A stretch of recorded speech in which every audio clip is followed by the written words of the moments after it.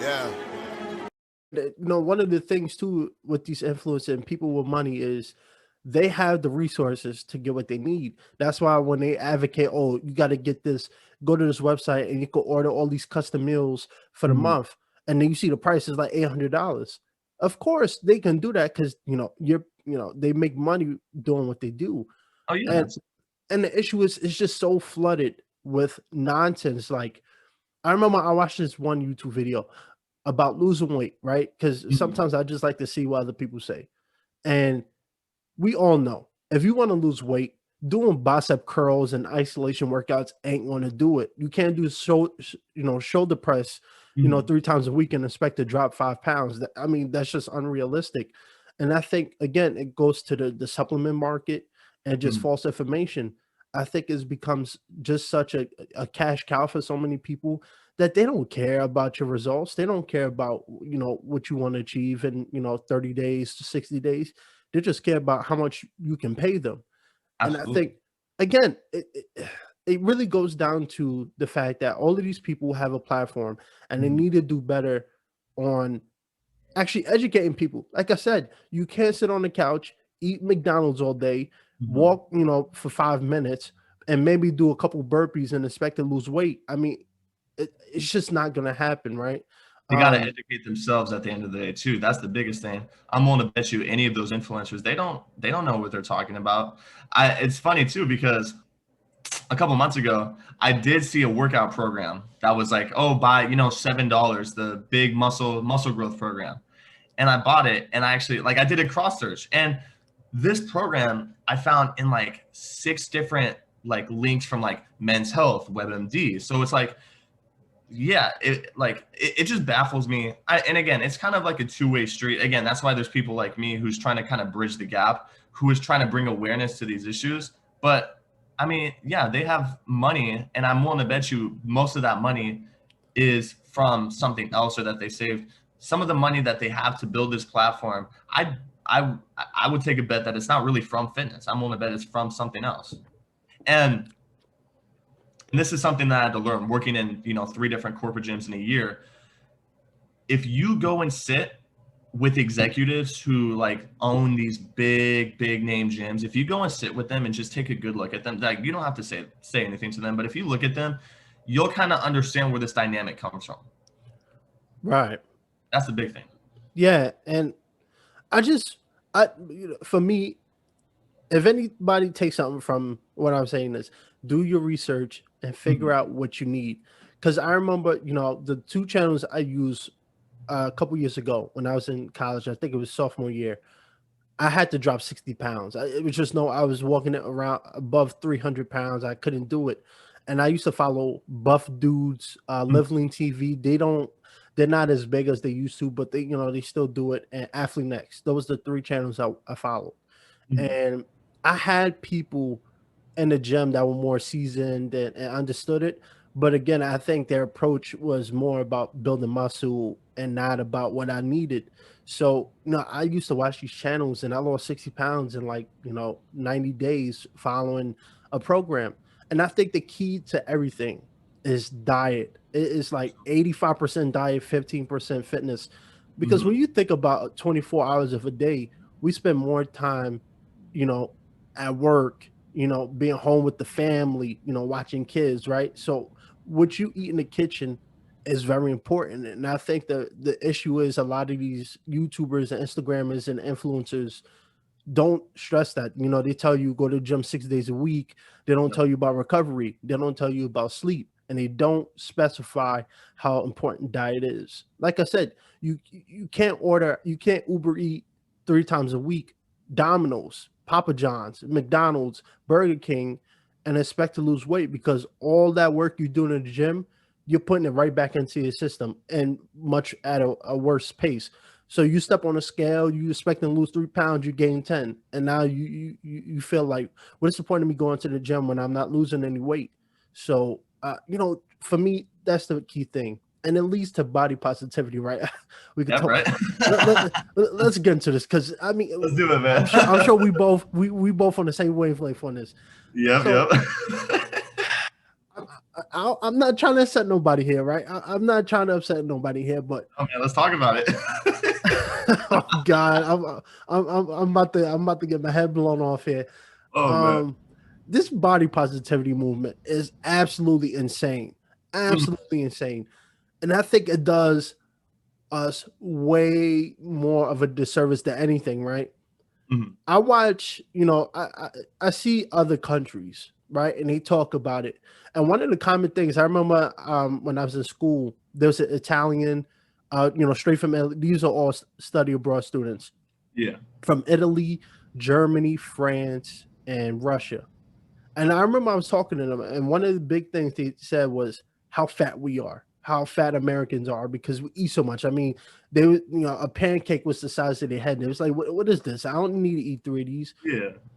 This body positivity movement is doing a big damn disservice to our country, where Mhm. you have to, there's beauty at every size. Absolutely. Look, I'm not saying just because you're over 300 pounds, you're not beautiful. But to say that you're healthy and to tell people that they should aspire to look that way, I mean, Yeah. let me ask you, what do you think about it? What do you think about it? Oh man. Well, I mean, I see it all the time, man. And let me preface this with I love the fact that people are embracing themselves and they don't feel bad. Because one of my biggest complaints with commercial fitness and the fitness industry right now is these big corporations capitalize off people's insecurity, which leads to, mental health and, just a complete damage of that. There is a flip side to that though. So I think again, it's two sides of the spectrum. There's no real in between that's glorified because you do have those people where it's like, you're right. You should aspire to be like me. And I'm watching it like, no, you shouldn't. Like, because you're right. I mean, and that's another thing I see too is just like, a lot of people will make excuses for it. And it's like, at the end of the day, you're going to do what you're going to do. You're going to live how you want to live. What you do with your life is up to you. What you do with your body is up to you. Same thing with me and vice versa. We're just going to let the world go around. But everyone has a platform at the end of the day. No matter whether you have 10 followers, 100 followers, a million followers, everyone has a platform, which means automatically everyone has an influence, right? And at the end of the day, yes, you love yourself. Yes, you're happy with who you are. You're in a good headspace. That's awesome. To normalize that body type or to say like, hey, this is okay. This is going to be good for you. And the reason why it's targeting at such a younger age is because you don't really see some of the health repercussions that come with that. You know what I Right. mean? So it's like you're doing your platform, you're doing your following a huge disservice if you are true. And it's not like it's not so out there. You see it every day. It's like you're not doing it. You're not doing your platform any good by saying you should look like me. Like this should be the new type. This should be the new body type. This should be what we are going for. Why? Like it's not good. I mean, it's good that you love yourself, and again, it's up to you. But let's call a spade a spade. It's not, it's not okay. I think Lizzo was one that I was recently. Oh, To. oh No, God. and this is because this was one thing that kind of set me off a little bit because Lizzo was on that body positivity trend, which is cool. I mean, it is what it is. I mean, her music's all right. Um, but what happened was she started like posting IG clips of her like working out. She was running, she was doing push-ups, she was getting a trainer. And the comments from that was just do you know what I'm like saying? Like the comments from that were just insane. They're like people were trying to cancel her, basically saying she was a fraud, like this isn't who you are. It's like, no, I what I tell people is this: you have to love your body so much to be able to change it for the better. Right. If that's what you really want to do. That's kind of what I'm getting at. Like if that's not what interests, because some people are just like, that's just not in my interest. Like I don't care about it. And it's like, that's fine. That's up to you. Everyone has their decisions, but it's like to normalize it and to say like, this should be the new standard. No, it's disgusting. Right. And my thing is Lizzo, Tess Holiday, my thing is I'm not calling them ugly. I'm not saying you can't love yourself. I'm not saying that. What I'm saying is we have to stop normalizing obesity, right? You Mhm. telling people, oh, being 5'5" and 320 pounds is you love yourself. No, like when you go to the doctor and even you know that being that heavy isn't good. When I was 300 pounds, I was slow, I was sluggish. I didn't like the way I looked in my shirts and gummit, stomach hanging, face drooping.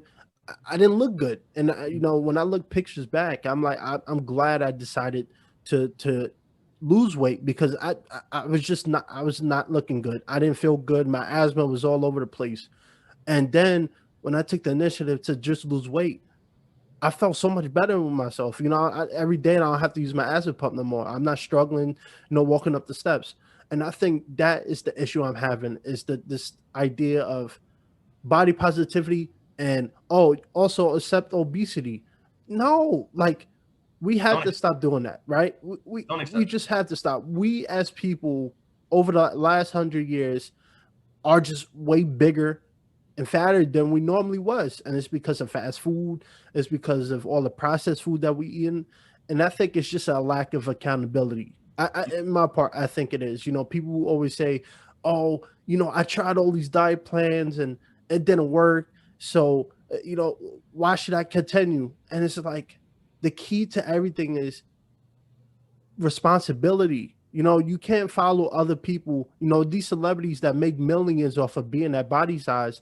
Of course, a lot of them aren't going to lose weight because they know that's where their money comes from. Mhm. But even then, you see Lizzo, you see a bunch of them now are getting personal trainers. Why? Because they realize when you 35, 40, 45, being that big ain't, I mean, it's going to be even worse. So you've seen this time and time again with celebrities. They come into Hollywood or they come into stardom, you know, plus size. That's what we're calling obesity now. Plus size. No offense, but and then you see them over the years from Adele to just a bunch of them. They lose weight and they realize I feel much better and much happier when I'm smaller.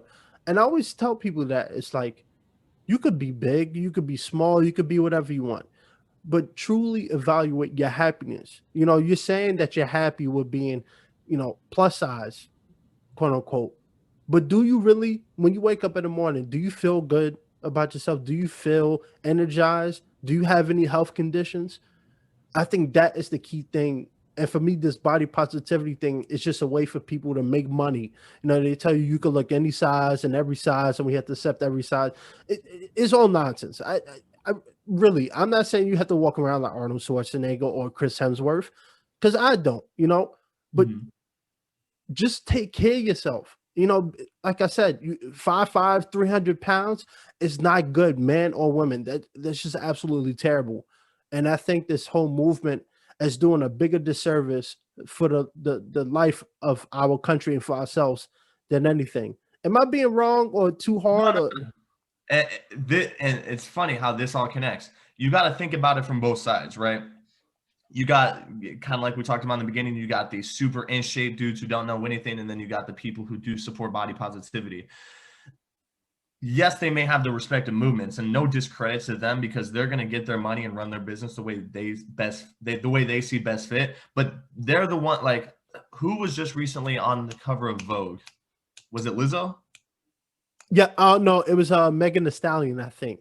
I Megan. think. Before that, there was a plus size person. Oh, Tess Holiday. Tess Holiday, that's who it was. You got Tess Holiday on the cover of Vogue, and then you got that's starting to become a thing where these big news media platforms are starting to profit off that. And then you got these people who are in shape where people who are fitness models, they're profiting on that too. It's just a way to make money. These marketers at these companies, whether it's gyms, whether it's media, they're going to market the way they best see fit. They're not going to look out for, I mean, let's call a spade a spade. They're not looking out for what is best and what message they're trying to convey. They're going to like, what is going to get the most, what is going to bring us in the most money? Like, what is going to attract people? How can we attract the youth?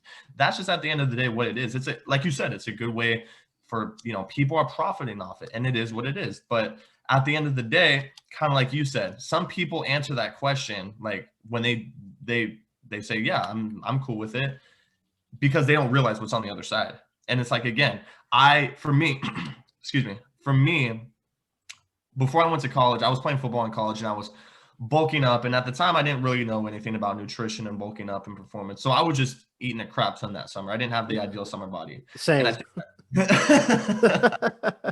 I and I think I was up. I started the summer about 260. That's when I signed. And by the time I went to college, within that 2 months, I jumped up to 285, 290. And that was just me eating everything I could get my hands on. You know, I was working at Starbucks at the time, trying to make some money to save for college. And I was just, whatever I could get my hands on, I ate it. What came with that was super high blood pressure, close to like where I had to take medication, metabolic issues, heart issues. I couldn't sleep, snoring, close to what am I thinking of? Like sleep. This was what am I thinking of? Apnea, I think it's called. Yeah. Where I was close to having to get a sleep test because I was having sleep apnea.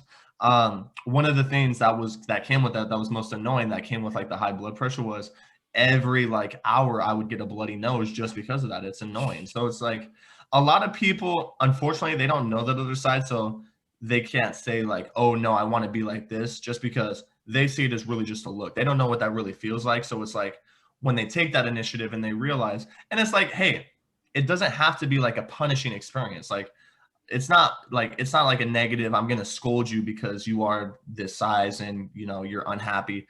It's like, okay, I give more courage to the people who are like, hey, I'm not happy with myself. I'm not happy with the way that I look. Or simply who just say, I don't know what's going to be on that other side. I've never been there, but I want to get a taste of it and I want to be happier.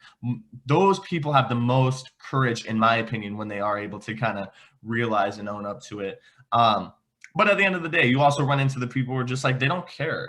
They don't care. And that's fine. That's on them. But I attribute that to, again, they just don't know.